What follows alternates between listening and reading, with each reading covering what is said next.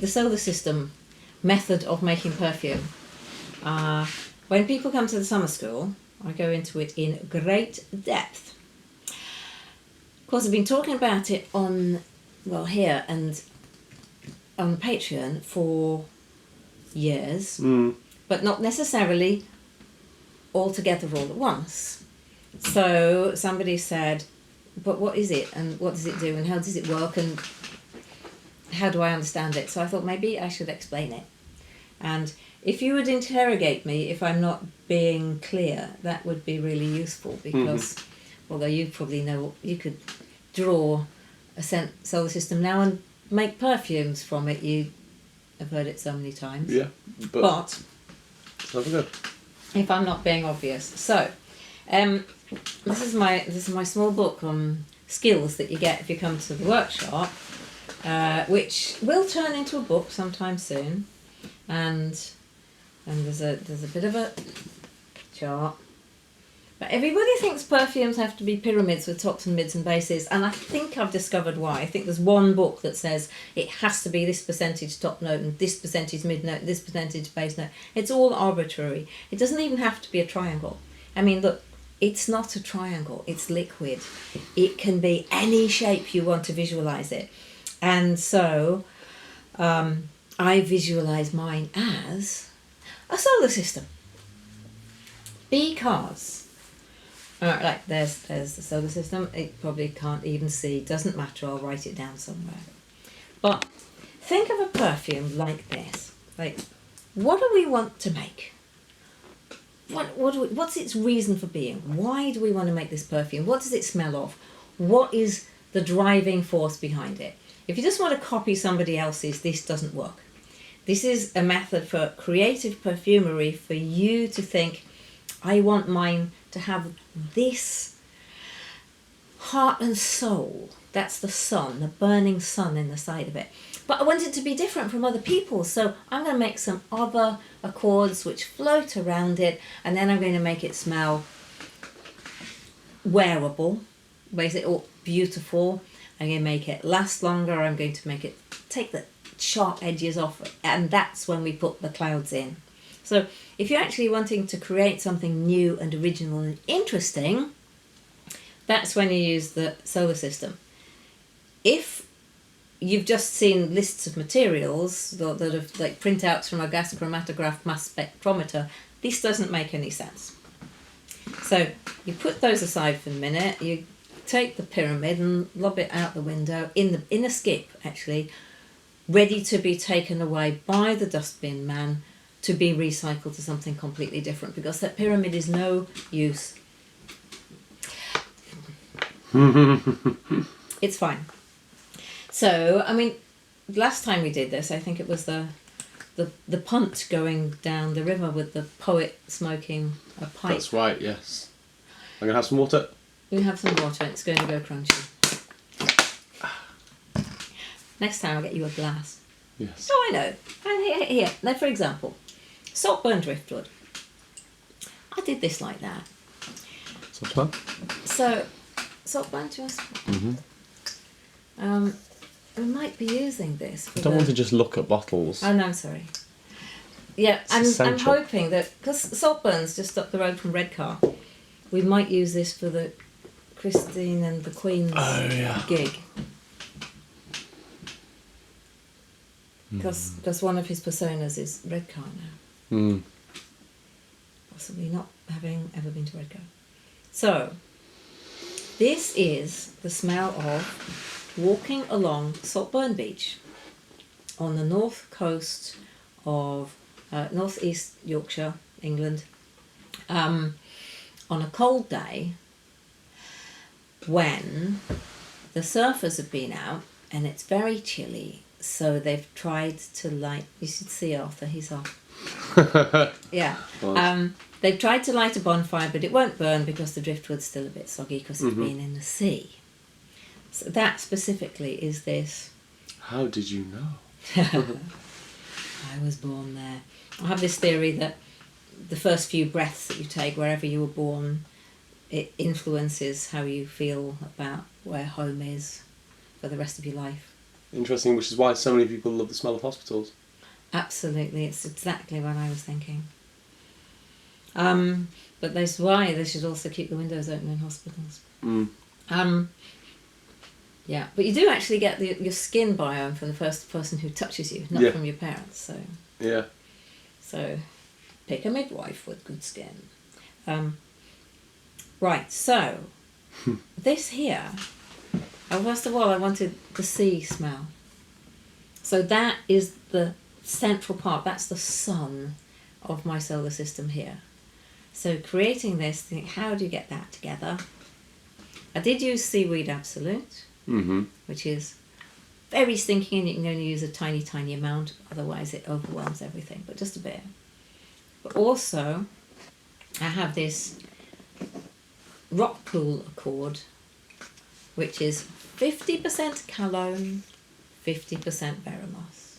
And if you use those 1-to-1, you get the smell of rock pools. You add like a smidge, like 1% seaweed, maximum 1% of the composition, then it makes it real, as if you are at the beach. You can smell the seaweed that's washed up onto the shore.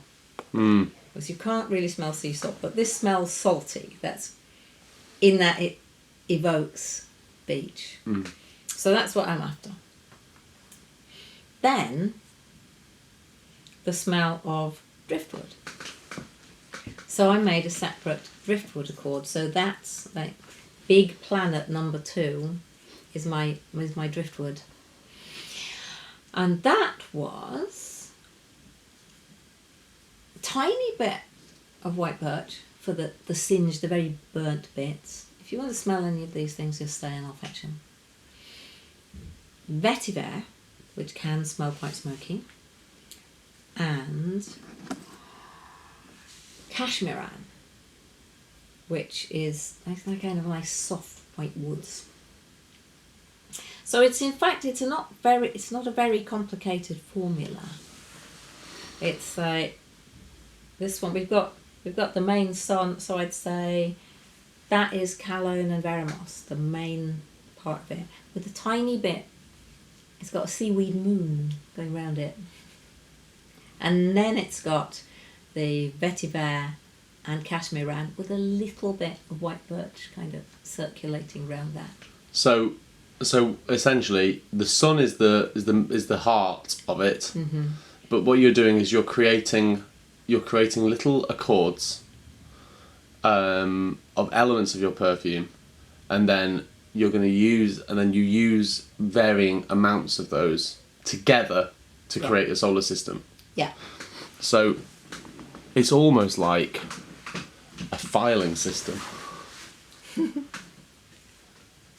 Like, oh well, all these kind of ingredients, they go in this little in this planet, and all these kind of ingredients go in this planet, and then And then you take them all out and throw them on the floor, and it all comes out fine. But the thing is that I could decide that actually the important thing about it was the driftwood bonfire, and the sea is in the distance. So I could have taken the bonfire and made that the central part of it.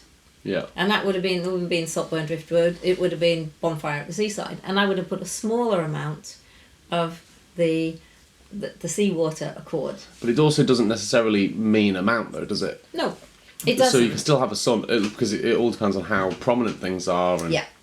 I mean, I could make a rose chypre, which is... It's a chypre at heart with a little bit of rose, or I could make something which is really, really rosy with a bit of a chypre planet. So it's keeping a sense of proportion of how you want to put these things together.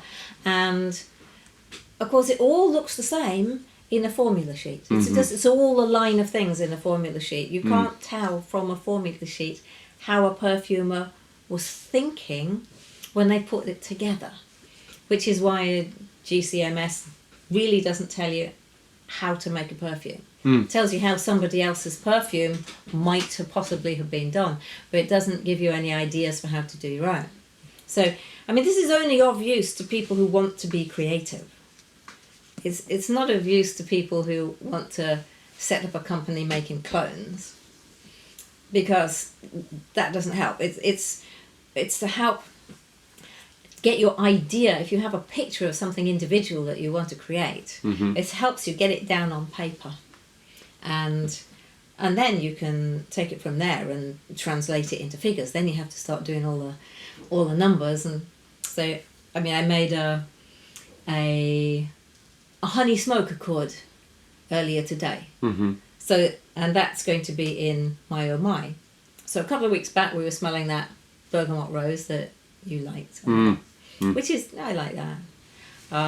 Yeah, when Harry was here, the bergamot rose and the orris benzoin and the sheep accord and the amber accord. So I made the final accord, which is with cypriol, which is quite kind of smoky woods, honey bush CO2 extract, which is quite honeyed, frankincense serrata, and Buddha wood, which is a kind of boozy, woody, smoky, so that is that's going to be a tiny little planet. In the grand scheme of this particular fragrance I'm putting together, we'll only need a small amount. But I'm going to experiment. I'm going to have the heart of it, the chambre, with the other accords, and I can, once I've made each individual planet, I can juggle them about a bit. I can expand or contract the size of them, so I don't have to keep readjusting the formula with readjusting every little amount, because I like to have my planets so that they feel already balanced. Now it's possible that I could put something like hedione in and it goes boof with one and suddenly the honey bush takes over and you can't smell the cypriol. Unlikely, but that can happen, but I'll deal with that when it occurs. So then I've got my centre of the solar system, and then we go on to our nebulae, our clouds. And that's the bit where we put things like hedione, if we want it to like open up and feel more airy. Isoe super, if we just want everything to smell better. Ambrox, if we want it to, I mean, there's ambrox in the saltburn driftwood, because ambrox has that marine, woody, sea salty, ambergris thing going on. Musks are clouds. You might have a perfume which is all musks around it. That's what the Shakespeare's Flowers is. We might choose to put a bit of hedione in a citrus planet. It's fine. It's a very flexible system. But it helps people like me who have an idea to just take little bits from wherever they are popping into my head and get them down into a structure. Yeah. I think I've explained it. I think you have. Have you got images of what these things look like? Yeah, because if you do, yeah, then I can put them in afterwards. Oh yeah, that's true. I was actually going to draw one, but I don't think you'll be able to see it. Truth. Not even with my best pencils. I mean, and that's only one layer. That's only one layer of best pencils, this is true. It's a remarkably cool set.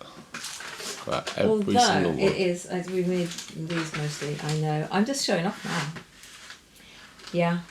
The Albrecht Dürer Faber-Castell. These are watercolour pencils as well. So draw with them and then...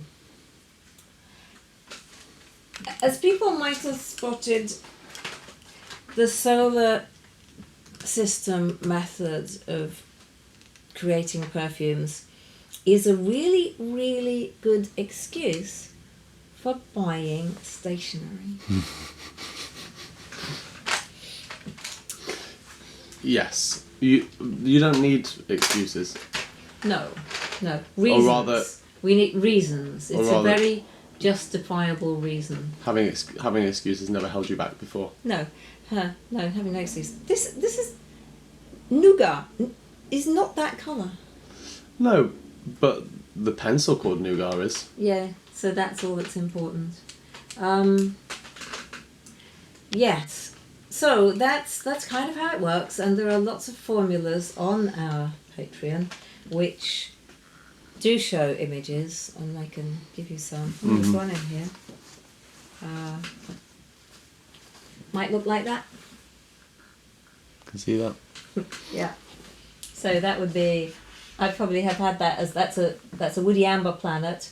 That's some rose. Around the woody amber there, that's probably stuck some Apopanax. That looks like a sheep planet to me. That looks like Ambrox. This looks like Timber Silk. I don't know what I was thinking when I made it. And that's probably a raspberry planet. And over there we've got some. That'll be bergamot with a little bit of orange in. So that would be how I would view a woody amber with a bit of citrus and chypre. Oh, it just looks a little bit. You've got to be careful. It doesn't just look like a clown. Oh yeah. That's its nose. Yeah. Sorry. Can't unsee that there. No, but no, you can't once you've seen it. But that's what I do. Is I colour them in, and then I've got my clouds, my scale of sensuality. What did I actually say? Okay. Create its heart, its soul, reason for being. It could be a chypre, or floral amber woods, or a marine fern, a sandalwood, a rose, or a tobacco vanilla. That will be your central sum. Then add individual materials or blends to make it different. Give it a personality. These will be your planets.